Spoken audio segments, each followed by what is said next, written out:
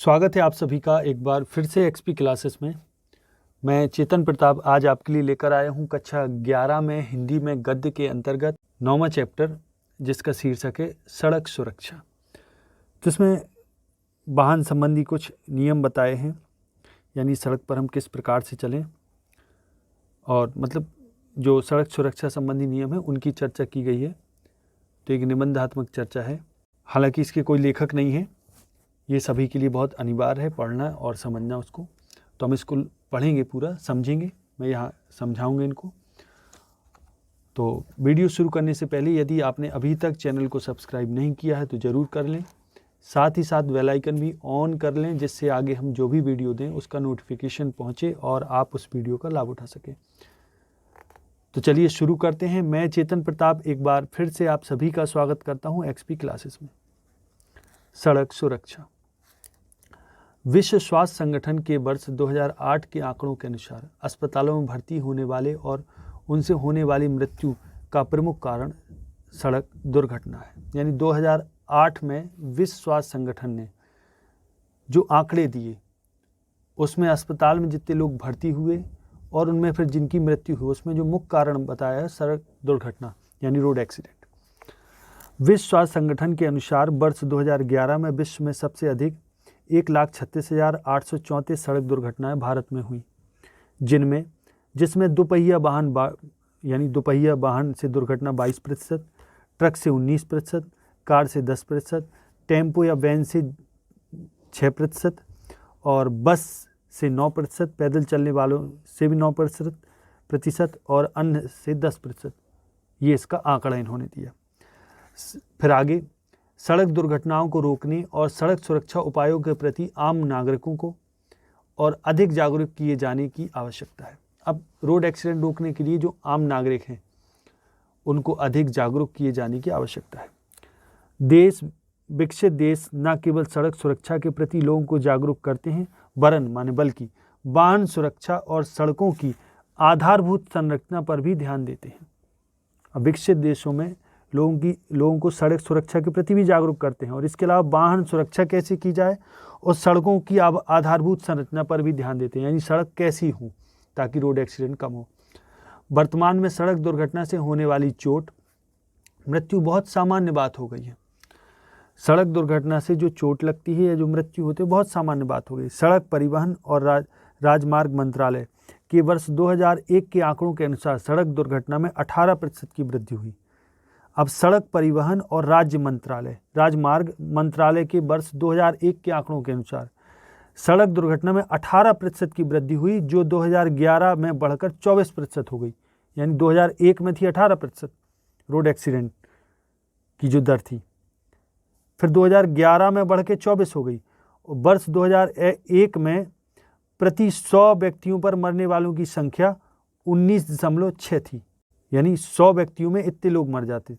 अब 100 व्यक्ति कौन, जिनकी दुर्घटना होती है उनमें, जो वर्ष 2011 में बढ़ के कितनी हो गई, प्रति 100 व्यक्तियों पर 28.6 हो गई। यानी 100 लोगों का एक्सीडेंट होता है तो उसमें 28.6 लोग मर जाते लगभग। ये प्रतिशत था। सड़क दुर्घटनाओं में होने वाली वृद्धि का प्रमुख कारण सड़क सुरक्षा के नियमों की अनदेखी है। अब लेखक कह रहे हैं रोड एक्सीडेंट में जो वृद्धि हो रही है उसका मुख्य कारण है जो सड़क सुरक्षा के नियम है उनको लोग अनदेखा करते, उनको ध्यान नहीं देते। गलत दिशा में चलना, तीव्र गति से अथवा नशे का सेवन कर गाड़ी चलाने से होने वाली दुर्घटनाओं के समाचार प्रत्येक दिन सुने जा सकते हैं। सरकार द्वारा सड़क दुर्घटनाओं को कम करने के उद्देश्य से विभिन्न प्रकार के यातायात नियम बनाए गए हैं। यानी विभिन्न प्रकार के यातायात नियमों को बनाया गया है। यातायात के नियमों के पालन करने जैसे सही गति से वाहन चलाना। अब यातायात के नियमों को पालन करने का मतलब है सही गति से वाहन चलाना। सुरक्षा उपायों यथा हेलमेट, सुरक्षा उपाय यथा माने जैसे हेलमेट हो गया, सीट बेल्ट आदि का प्रयोग करना। हेलमेट मोटरसाइकिल में हो गया, सीट बेल्ट हो गया फोर व्हीलर में। और सड़कों पर बने यातायात संकेतों के पालन से दुर्घटनाओं में कमी आ सकती है। यानी सड़कों पर जो यातायात के संकेत बने हैं अगर उनका पालन किया जाए तो दुर्घटनाओं में कमी आ सकती है। वर्तमान में 2 पहिया अथवा 4 पहिया वाहन चलाते समय मोबाइल अथवा दूसरे इलेक्ट्रॉनिक उपकरणों के प्रयोग करने पर चालक का ध्यान भंग होने से होने वाली घटनाएं बढ़ी हैं। यानी लोग कई तरीके के गैजेट्स चलाते हैं, इलेक्ट्रॉनिक उपकरण हो गया, मोबाइल वगैरह हो गया, गाड़ी चलाते समय, 2 पहिए 4 पहिए वाहन चलाते समय, तो उससे भी ध्यान भट जाता है, ध्यान भंग हो जाता है चलाते समय गाड़ी, तो दुर्घटनाएं होती हैं। यातायात के नियमों के पालन करने से यातायात अर्थदंड एवं अर्थदंड माने पैसे का दंड, है ना, और ड्राइविंग लाइसेंस के निरस्तीकरण से बचा जा सकता है। यानी अगर हम यातायात का पालन करें, यातायात के नियमों का, तो हमें अर्थदंड नहीं देना पड़ेगा, यानी कोई भी पेनल्टी नहीं लगेगी, है ना, यानी चालान वगैरह नहीं कटेगा, और ना ही ड्राइविंग लाइसेंस निरस्त होगा, उसको कैंसिल किया जाएगा। तो वाहन चालन के पूर्व प्रत्येक व्यक्ति को किसी मान्यता प्राप्त चालन स्कूल के प्रशिक्षक से चालन कोर्स करना चाहिए। अब लेखक यहाँ कहते हैं कि वाहन चलाने के पूर्व प्रत्येक व्यक्ति को ये चाहिए कि चालन स्कूल के प्रशिक्षक से, यानी जो ट्रेंड व्यक्ति हो, टीचर हो, उससे कोर्स करना चाहिए वाहन चलाने का। सार्वजनिक स्थलों पर बिना ड्राइविंग लाइसेंस के वाहन चलाना अपराध की श्रेणी में आता है, कि अगर सार्वजनिक स्थल पर बिना ड्राइविंग लाइसेंस के वाहन हम चलाएं तो भी अपराध की श्रेणी में आता है। और मोटरयान अधिनियम 1988 की धारा 181 के तहत, अब ये मोटरयान अधिनियम 1988 की धारा 181 के तहत इसके लिए 500 का अर्थदंड निर्धारित है, यानी इतना जुर्माना है। वाहन स्वामियों को अपने वाहनों की समय समय पर जांच कराते रहना चाहिए ताकि होने वाली दुर्घटना से बचा जा सके, यानी हम अपने वाहन की जांच भी करते रहें हर प्रकार से, कहीं कोई उसमें डिस्टर्बेंस तो नहीं। किसी भी यात्रा पर जाने से पूर्व वाहन स्वामी को प्राथमिक चिकित्सा बॉक्स, यानी फर्स्ट एड बॉक्स बोलते हैं इसको, जिसमें दवाई वगैरह हो, जिसमें प्राथमिक चिकित्सा की जा सके, जैसे चोट वगैरह लग जाए तो मलहम पट्टी की जा सके, तो ऐसा बॉक्स रखना चाहिए। टूल बॉक्स भी रखना चाहिए, यानी जो इस गाड़ी को हम ले जा रहे उसमें कुछ प्राइमरी जो औजार हैं जिनकी ज़रूरत पड़ सकती कभी, वे भी रखना चाहिए। गैसोलीन आदि की जांच करा लेनी चाहिए, है ना। वाहन स्वामियों की सुरक्षा हेतु कुछ सुरक्षा नियम निम्नवत दिए गए हैं। अब कुछ सुरक्षा नियम यहाँ दिए गए हैं, उनमें पहला नियम है वाहन चालक सड़क पर अपने बाएं से चले, हमेशा लेफ्ट साइड चलना चाहिए, और खासकर दूसरी तरफ से आ रहे वाहन को जाने दे, है ना, अपनी साइड से चले और दूसरी तरफ जो वाहन आ रहा है उसको जाने दे, यानी बाएं तरफ से चले, दूसरी तरफ आने वाले वाहन को जाने दे, पहला नियम। दूसरा नियम क्या है, वाहन चालक को गाड़ी मोड़ते समय वाहन गति धीमी रखनी चाहिए, क्योंकि गाड़ी मोड़ते समय कंट्रोल नहीं हो पाती है, तो धीमी गति से मोड़े। 2 पहिया वाहन चालकों को अच्छी गुणवत्ता वाले हेलमेट पहनने चाहिए। अब 2 पहिया जो वाहन चालक हैं उनको अच्छी गुणवत्ता वाले हेलमेट पहनने चाहिए, अच्छी गुणवत्ता वाले हेलमेट, है ना, हेलमेट ऐसे ही ना हो काम चलाओ, अच्छा वाला हो, ताकि कहीं एक्सीडेंट भी हो, गिर भी जाए तो चोट ना लगे और हेलमेट टूटे नहीं, है ना। 4 पहिया वाहन चालकों एवं आगे तथा पीछे की सीट पर बैठने वाले व्यक्तियों की सीट बेल्ट अवश्य लगाना चाहिए।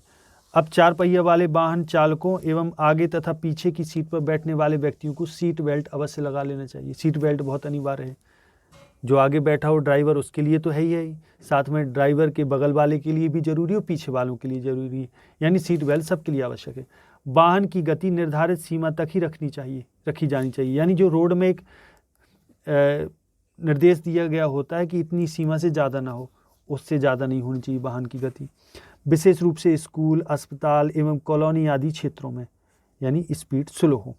अगर कहीं स्कूल वगैरह हो या स्कूल का कोई वाहन जा रहा हो तो स्लो जाए, अस्पताल वगैरह के आसपास गाड़ी जा रही हो तो स्लो, कॉलोनी आदि क्षेत्रों में जा रही हो तो स्लो, निर्धारित सीमा तक ही जाए, यानी जो सीमा निर्धारित की गई 40 किलोमीटर प्रति घंटा की स्पीड लिखी है तो पर उतना ही चलाए, उससे ज़्यादा नहीं।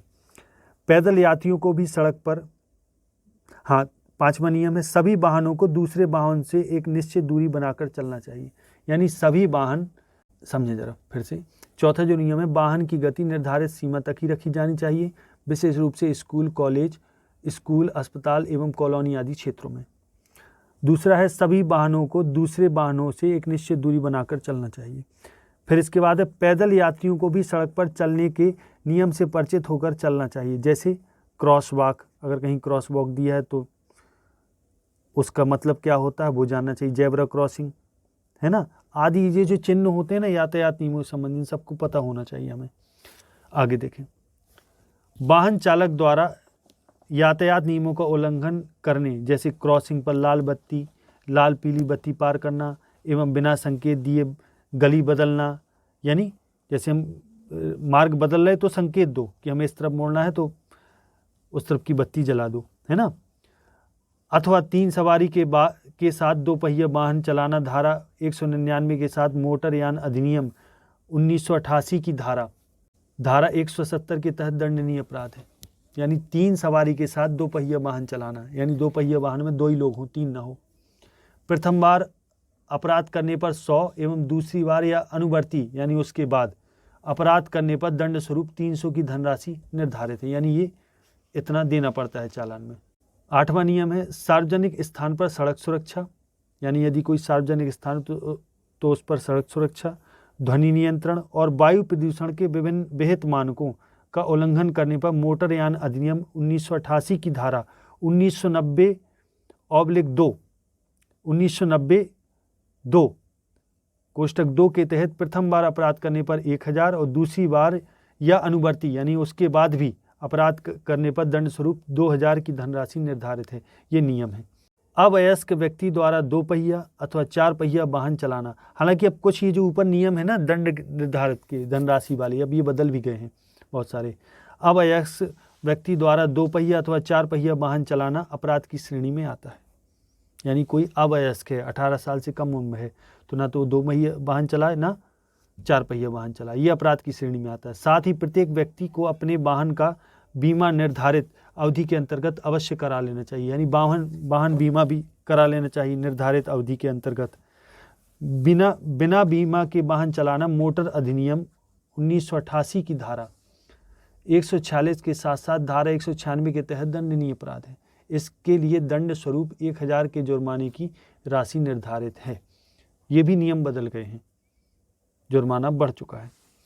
सड़क पर चलने वाले पैदल यात्रियों के साथ साथ 2 पहिया एवं 4 पहिया वाहन चलाने वाले चालकों द्वारा यातायात के नियमों का सही ढंग से पालन करने एवं सुरक्षा उपायों को अपनाने पर वाहन से होने वाली दुर्घटना पर काफ़ी हद तक अंकुश लगाया जा सकता है, माने रोक लगाई जा सकती है।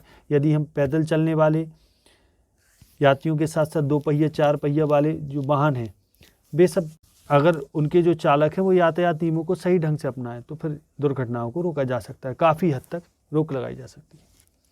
तो इसी के साथ ये चैप्टर यहीं समाप्त होता है। आशा है ये वीडियो आपको पसंद आया होगा। यदि आया है तो वीडियो को लाइक और शेयर करना कतई ना भूलें। आगे अगले वीडियो में मिलते हैं, तब तक के लिए नमस्कार। जय हिंद, जय भारत, वंदे मातरम।